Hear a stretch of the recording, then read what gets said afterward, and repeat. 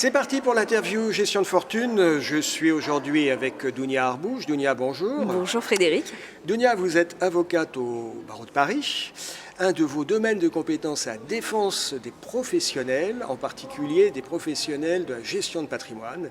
Et notre sujet du jour, c'est H2O, puisque vous avez un certain nombre de CGP qui vous appellent, j'ai l'impression, assez inquiets, parce qu'ils sont mis en question par leurs clients investisseurs privés. C'est ça?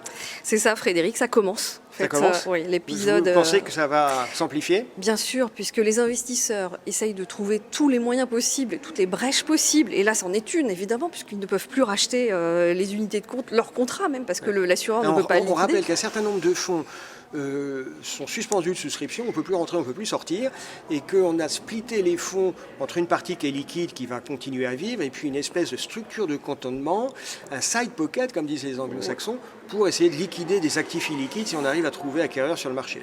Oui, l'AMF a émis donc une injonction d'arrêter, de suspendre temporairement la cotation de 3 fonds. Un mois, exactement. Et l'asset manager a décidé de suspendre les 4 autres fonds de la gamme pour ne pas pénaliser, dit-il, les autres investisseurs. Donc tout est gelé. Donc pour le moment, tout est gelé. Et vous dites, oui, il y a peut-être un peu d'opportunisme de la part de certains investisseurs, c'est ça ? Oui, il faut savoir que quand un investisseur n'a pas le résultat escompté, pas forcément qu'on lui a promis, mais escompté, on va dire, eh bien, il essaye par tous les moyens de remettre en cause sa souscription. Alors ça peut passer du défaut de signature, de l'authenticité de la signature, ça passe par tous les moyens, les vices du consentement, tout. Alors là, évidemment... Alors Dounia, je suis d'accord avec vous pour dire qu'il y a certains investisseurs qui sont asymétriques. C'est-à-dire, avant de signer, ils disent oui, moi j'aime le risque, et puis dès qu'il y a un coup de grisoudat, on n'avait pas dit que ça pouvait chahuter. Alors non, là-dessus je suis d'accord avec vous. Moyennant quoi, quand même sur H2O, il y a un certain nombre de questions qui se posent. H2O multibonds, moi je me souviens, il y a 3 ans, je faisais une vidéo en disant mais ce truc-là n'est pas un fonds obligataire, c'est un hedge fund. C'est pas scandaleux, mais il ne faut pas le vendre comme un fonds obligataire. Il y a eu un peu du mis-selling, comme on dit, non? Mais il était classé comme tel pourtant. Et l'AMF le classait comme tel. Et l'AMF ne peut pas non plus se défiler à chaque fois. Il faut quand même aller au bout de ses responsabilités. Il a été classé comme fonds obligataire par l'AMF, par les Cantalis, les Morningstar. Voilà. Donc, mais quand même, les CGP, que le particulier voit un fonds obligataire avec un rendement de 30% par an, il croit un peu au Père Noël. Mais le CGP, normalement, c'est un professionnel qui a guéri. Sur un fonds obligataire, 30% par an, il devrait se poser des questions, non?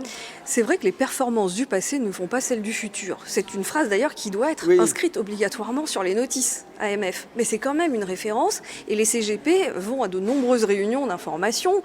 Leurs confrères distribuent ces types de fonds quotidiennement avec succès.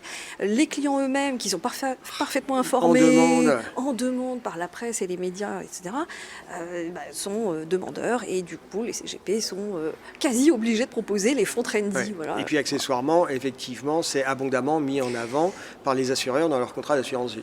Il ne faut pas oublier effectivement que c'est bien l'assureur qui référence les unités de compte sur le contrat. Et les unités de compte sont obligatoirement des fonds qui répondent aux conditions des articles L131.1 et suivants du Code des assurances sur la protection suffisante de l'épargne investie. Est-ce qu'il n'y a pas une espèce de co-responsabilité entre le CGP et l'assureur, qui sont tous les deux des professionnels, et l'assureur, effectivement, normalement, il a des équipes pour faire des due diligence, pour voir si ça passe les grilles ou s'il y a des questions qui se posent. Il est quand même mieux équipé que le CGP dans son cabinet pour connaître la solvabilité ou la viabilité de tels fonds. Il a des équipes pour ça. Oui. Normalement, oui.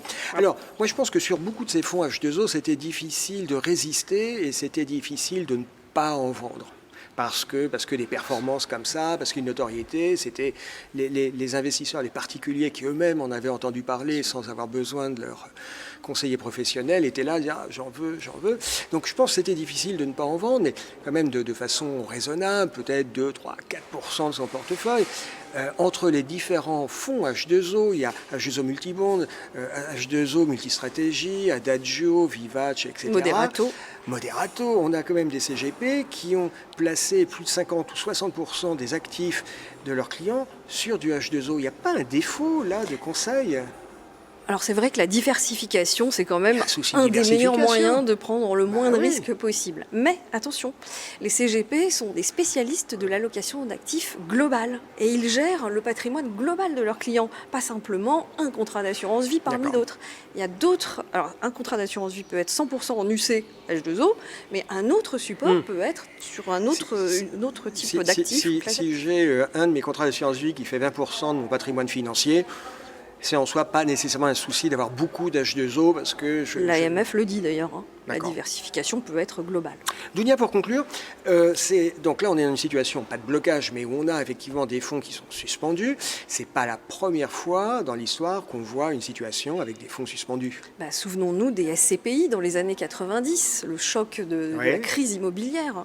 Les appartements parisiens avaient perdu 50% de leur valeur. C'est quelque chose qu'on a. On se souvient plus de ça, c'est tellement un mauvais souvenir. Entre 90 et 94, l'immobilier parisien en moyenne a perdu 50%. Une catastrophe. Donc du coup, les SCPI, la pierre papier, en a subi nécessairement le contre-coup. Oui. Et forcément, les assureurs qui avaient référencé comme unité de compte ces SCPI se sont heurtés à des problèmes de liquidité. Alors, ces problèmes-là ne peuvent plus se poser aujourd'hui, puisqu'en 2001, la réglementation a imposé un marché secondaire qui tienne la route et liquide. Mais voilà, ça a pu arriver sur de la pierre papier. C'est arrivé sur la pierre papier. Plus récemment, il y a eu les fonds Madoff. Il y a eu les fonds Madoff, vous avez raison Frédéric. Alors c'est pour une autre raison cette fois-ci, c'est évidemment l'escroquerie d'ordre international. Et la cotation a été suspendue et carrément transformée à zéro. Puisque voilà, c'est l'escroquerie. C'est très clair, mais écoutez, pour conclure, un dernier conseil face à ces professionnels CGP là, qui doivent pas rendre des comptes, mais qui sont parfois mis en question par leurs clients. Un conseil, vous, professionnels du droit, vous dites quoi ? C'est de ne pas attendre l'assignation, c'est d'anticiper, c'est-à-dire que dès qu'on sent que le client est un petit peu incisif et met en cause le conseil donné dans la gestion ou les arbitrages sur des contrats d'assurance vie, il faut absolument ne pas répondre du tac au tac à l'emporte-pièce, mais consulter. Tout peut être boomerang et vous absolument, puisque derrière, sachez que les investisseurs sont déjà conseillés par souvent des confrères. Ça sera le mot de la fin. Dounia Arbouche, merci. Merci d'avoir été avec nous. Merci Frédéric. À bientôt. À bientôt.